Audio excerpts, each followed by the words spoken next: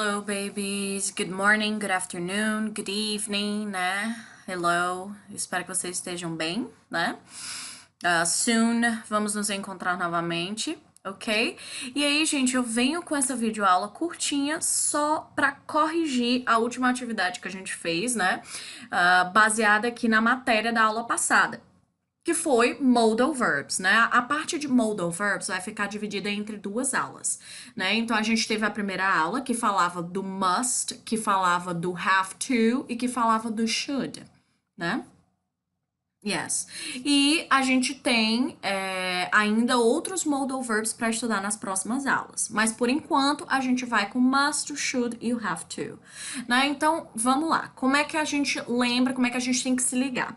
Primeiro a gente tem o must. O must a gente fala de uma obrigação, de um dever. E se ele vier na negativa, é uma proibição, né? Algo que você não deve fazer. Então, por exemplo, eu coloquei ainda dentro do parênteses para ajudar vocês a identificar essa função. Porque ele bota aqui na primeira fase, né? Students in many schools have chewing gum. It is against the rules. Alunos em muitas escolas, chiclete, né? Ter chiclete é contra as regras.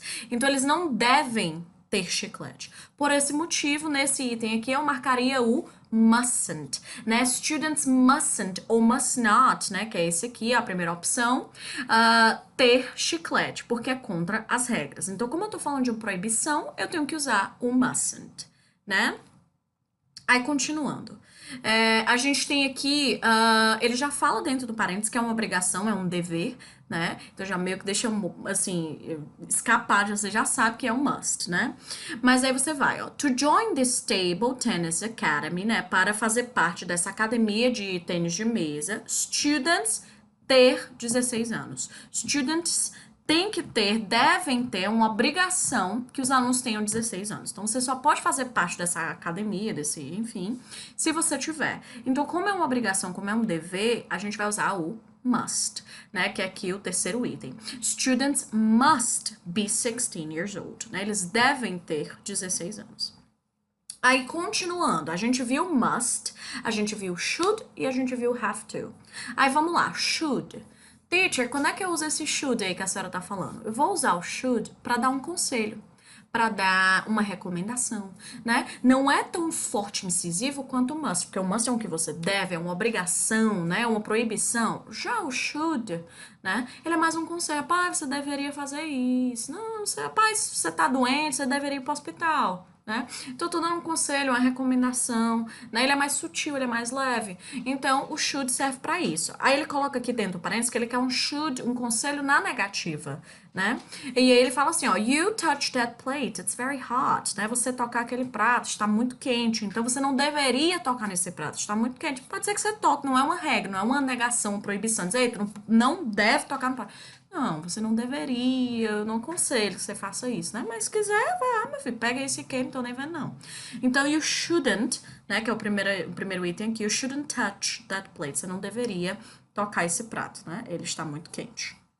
Aí no for, a gente tem aí, you do more exercise to stay fit, né? Aí ele fala, é um conselho, é uma recomendação. Então é uma coisa que você deveria fazer. Só pra você ficar fit, pra você ficar fitness, né? Você ficar top, né? Saudável, você deveria fazer mais exercício. Então aqui no caso seria you should, né? Que é o segundo item aqui. You should do more exercise. Você deveria fazer mais exercício, né?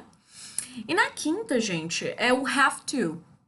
O have to, como eu expliquei no vídeo da aula, você tem o must, que é um dever, uma obrigação ou uma proibição. Aí você tem o should, que é um conselho. E você tem o have to, que é um dever, mas não é assim tão obrigatório. Ele é mais fraco que o must. O must é mais por uma regra mesmo, você deve fazer isso.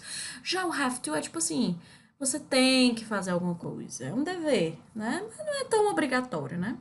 E aí eu coloquei, né? Um dever não obrigatório na afirmativa, que no caso seria o have to, né? Aí você lembra, I have to go to school, eu tenho que ir pra escola, mas não é assim, né? Pode faltar, não é uma coisa assim, uma lei, né? Eu devo obedecer às leis, por exemplo, né? Então, have to, né? Então, aqui seria have to. Mas se você olhar para os itens, o único que tem aí um have, os únicos, né, na verdade, seria o segundo e o terceiro. Mas aí você lembra que lá no Simple Present você estudou que para he, she, it, o verbo mudava. Ele recebia um S, né, etc.